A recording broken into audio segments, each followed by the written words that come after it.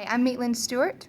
And I'm Nick Nielson. And today we're going to discover dinosaurs. Now, obviously, dinosaurs have already been discovered, but we're going to explore a little bit more about what makes them unique.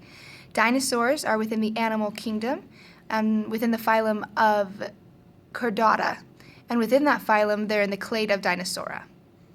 So before we get into the sciencey of what actually makes a dinosaur, we're going to talk a little bit about how we love dinosaurs. They're all over our pop culture. They're in movies, they're in TV.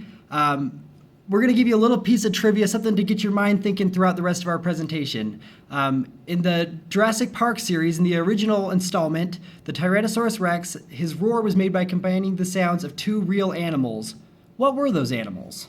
Something to think about. As we can see, dinosaurs have completely infiltrated our culture. We use them in video games, as sports icons and mascots, and of course, the precious land before time. So what actually makes a dinosaur a dinosaur? Well, they have a couple key characteristics. They have a fenestra. As you can see on the picture of the skull, they have a couple additional holes on their skull. Now, some dinosaur skulls were up to the size of cars, so it would make some sense to have some extra holes that scientists hypothesized would make the skulls lighter, would be easier to carry around. Additionally, dinosaurs lay eggs and build nests. They have horns or crests of some kind, as you can see on the diagram on the right. They have diapsid skulls, and maybe one of the most important characteristics, some were bird-hipped and some were lizard-hipped. The upper half of this tree would be the bird-hipped lizards, while the lower half is lizard-hipped. Ironically, birds evolved from the lizard-hipped side of the tree. So we're going to play a little bit of a game here. We're going to explore these four creatures and decide which one does not belong to the dinosaur classification. So the first we have the Tyrannosaurus Rex, the Plesiosaur, the Great Horned Owl, and the Triceratops. Of these four creatures, which does not belong? If you guessed the Great Horned Owl, you would not be alone. Many people would guess that. But actually, the answer is the Plesiosaur. The Plesiosaur was living during the time of the dinosaurs, but is not considered technically to be classified as a dinosaur. Whereas, as we have previously discussed, birds are technically classified as dinosaurs. Okay, let's try that one more time. So here's some four other famous creatures that lived during the dinosaur period, but one of them is not a dinosaur. Which one? And this time the answer is the pterodactyl. 5-year-old me would be traumatized to know that a pterodactyl would not be classified as a dinosaur, but more of just a flying lizard. All right, so a little bit about the life history of the dinosaurs. The dinosaurs lived and flourished during the Mesozoic time period of the geologic timetable. Within their lifetimes, they estimated that dinosaurs had a lifespan of 75 to 300 years. Obviously, that's a large span.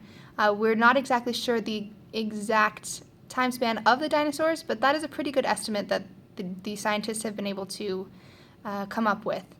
The dinosaurs went largely extinct some 65 million years ago, with the exception of birds, as we have discussed earlier within this slide presentation. Okay, so where did dinosaurs live? The answer is basically everywhere. As you can see on this diagram, there was diverse kinds of dinosaurs all scattered throughout the earth. They lived actually on every single continent. They were everywhere. They really did rule the earth. So what did they eat? We had omnivores, herbivores, and carnivores. Carnivores were also known as theropods, which means beast-footed. And the beast foot simply means that they had a claw oftentimes attached to their foot, which allowed them to hunt more accurately. So how did dinosaurs reproduce? The answer is similarly to reptiles and birds. They had something called a cloacal kiss, and a cloacal was a hole that was used for urination, defecation, and reproduction. By pressing two cloacals together, they were able to reproduce, and they were able to lay eggs. Some eggs were as large as the size of basketballs. Scientists don't think they could be larger than that because any larger and they would be too thick. And finally, returning to our piece of trivia, what two animals were used to make the sound of the Tyrannosaurus Rex? A walrus and a dolphin. Thank you so much for watching our presentation on dinosaurs. We hope you've learned a little bit more about them and can learn to appreciate them. And remember, they're not extinct.